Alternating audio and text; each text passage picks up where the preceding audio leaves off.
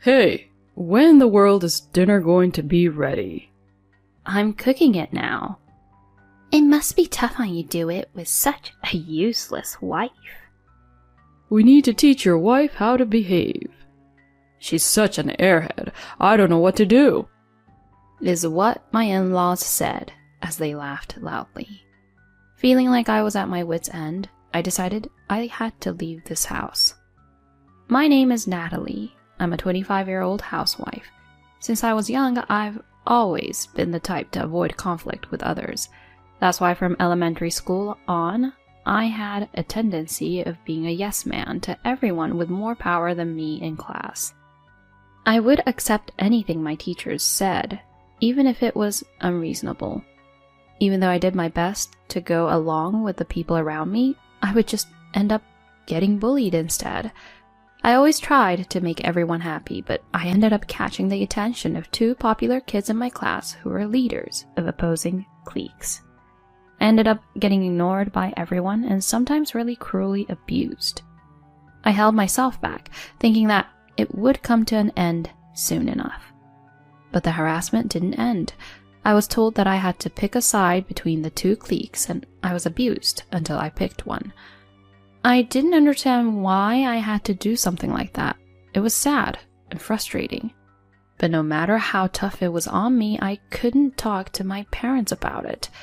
My parents both worked full-time and were always very busy. At the time, I didn't know the details very well, but my grandma on my mom's side was very ill.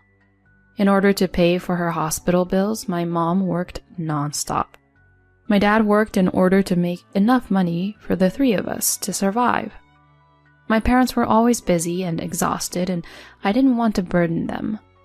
So I ended up holding in my emotions and not talking to my parents about it. But that wasn't good. The harassment only escalated, even after I started middle school. My body reached its limit. One morning I tried to get up to go to school, but my body wouldn't move. I did my best to eat breakfast and get ready to leave the house, but my body felt shockingly heavy. My mom saw that I had finished eating and getting ready, so of course, she said, "What are you doing? Get going." All I could do is say I didn't feel well, but my mom didn't believe me at first. "You seemed just fine while you were eating breakfast. I need to get to work soon, so it's time for you to go to school too." Fine. I didn't want to bother my mom, but my body wouldn't move. I felt bad that I was causing my mom trouble and began to panic because my body wasn't moving. My face became pale. I started sweating like crazy and grasping for air. At this point, my mom realized something was wrong and took me to the hospital. We were told that these were symptoms of extreme stress. I couldn't hide it from my mom anymore, so I finally told her how I was getting harassed at school. She hugged me, crying and apologizing for not noticing that something was wrong until now. I also cried uncontrollably, regretting that I hadn't spoken to my parents about this earlier. My mom told my dad, and he also apologized for not noticing earlier. I didn't want them to apologize, so I felt sorry for making them feel guilty. But after talking to my parents about what was happening, I felt better.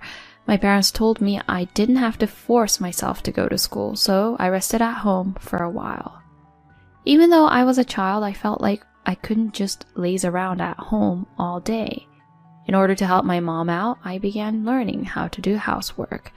I started with cleaning and laundry and then began learning my mom's recipes as I'd help her in the kitchen. Thanks to that, I learned to cook on my own and began cooking dinner for my family, apart from any fried dishes which I left my mom to prepare. "Natalie, you cooking for us is a huge help." "And it's delicious. You're a genius."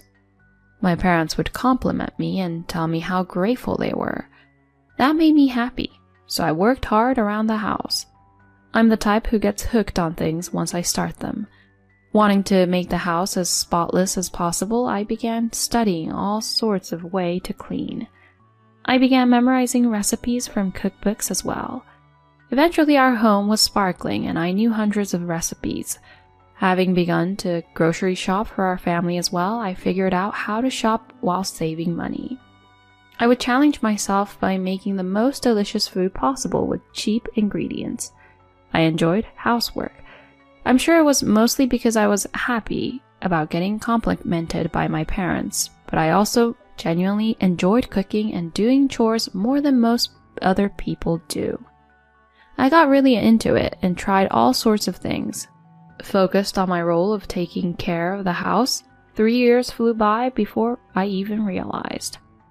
I was 16 years old then, an age when most people go to high school. Around that time, my parents began talking to me seriously about what I wanted for my future. Out of the several ideas we came up with, I was most interested in attending high school online. I knew that with such a weak educational background, I wouldn't be able to step out into the real world very easily. And truth be told, I wanted to experience student life. So, I joined an online high school. Apart from that, my day-to-day didn't change much. I just added a bit of studying onto the housework I did usually. I was never much of a genius, but since I was young, my grades have always been decent because I put effort into study. So the classes I took now were no problem. 3 years of online classes later, I was able to get my GED. I thought that dropping out of middle school would be the end of my life, but it really wasn't. I was able to properly get my GED after all. Natalie, you've really worked hard. I'm so proud of you. Mom, Dad, thank you. It's because of you two that I've been able to get this far.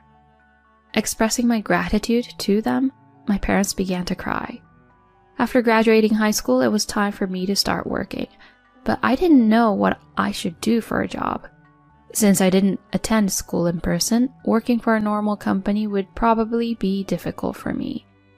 Wondering what I should do, my mom came up with a plan. Why don't you try working as a housekeeper?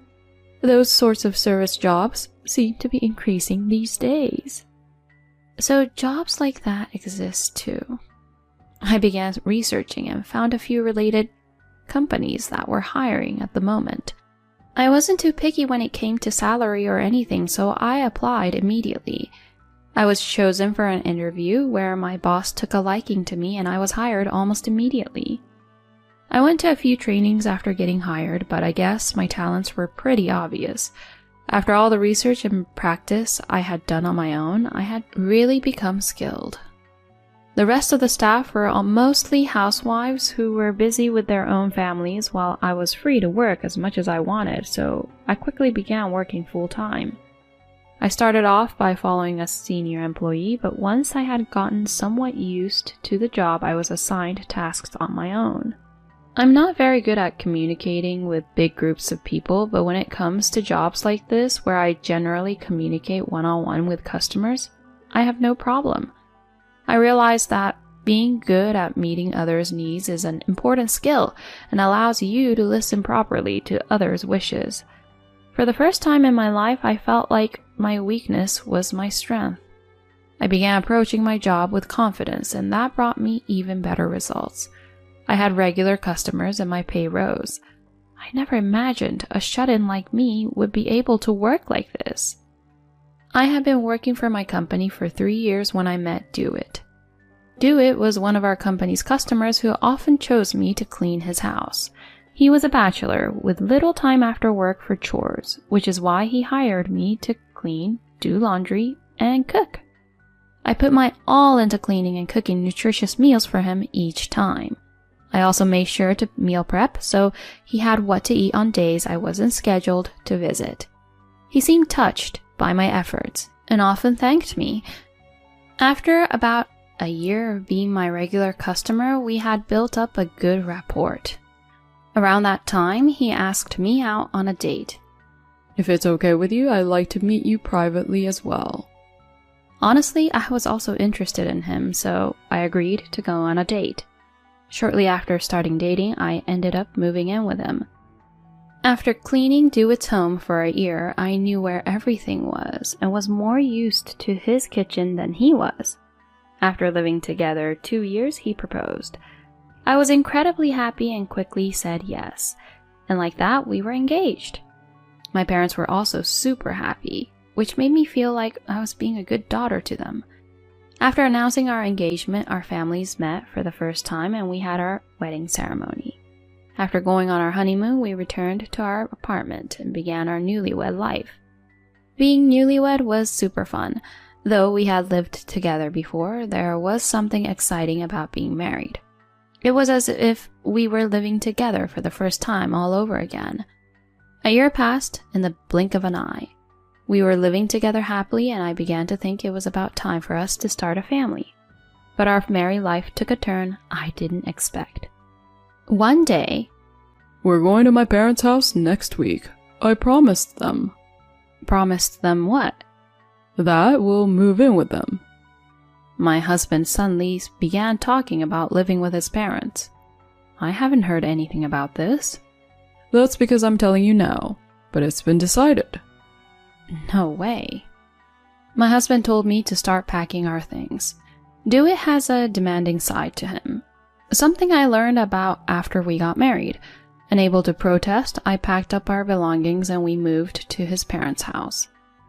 Hazel, Barney, we might cause you some trouble from now on, but thank you in advance. You finally made it. We've been waiting forever. "Our maid is here. Mom, use her as much as you like. Being a maid is her strong point." I was shocked by what my husband said. How could he say something like that? And just like Dewitt had said, his parents began using me however they pleased. Apart from housework, they also sent me to do their grocery shopping, send mail, buy gifts for their friends, and so on.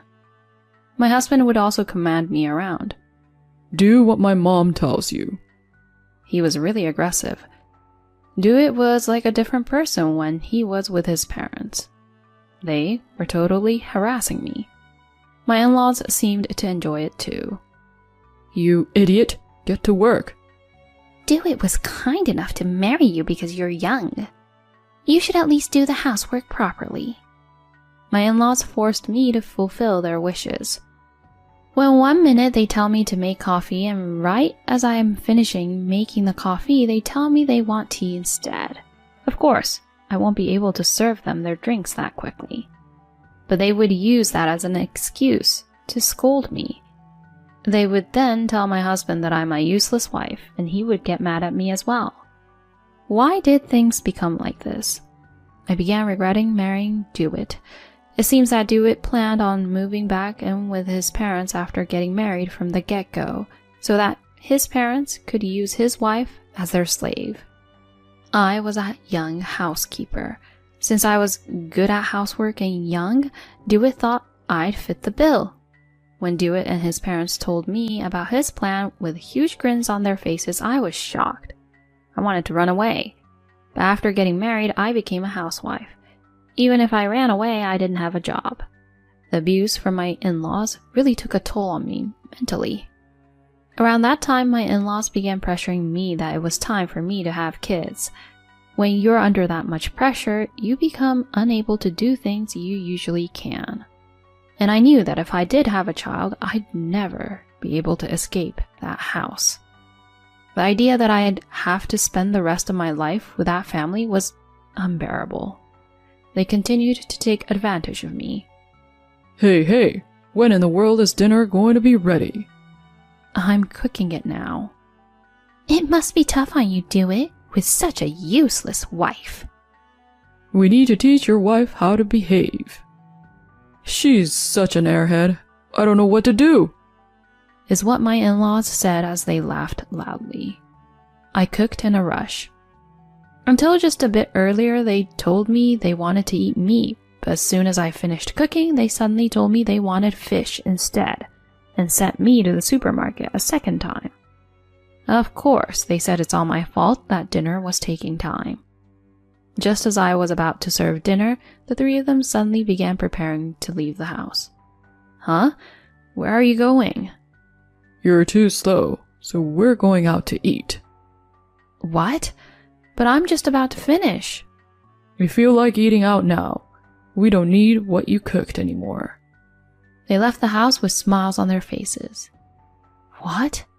Even though I went through all that effort to cook? The 2 meals they had made me cook sat on the kitchen counter. 4 servings. As I stared at the food, tears began pouring down my face.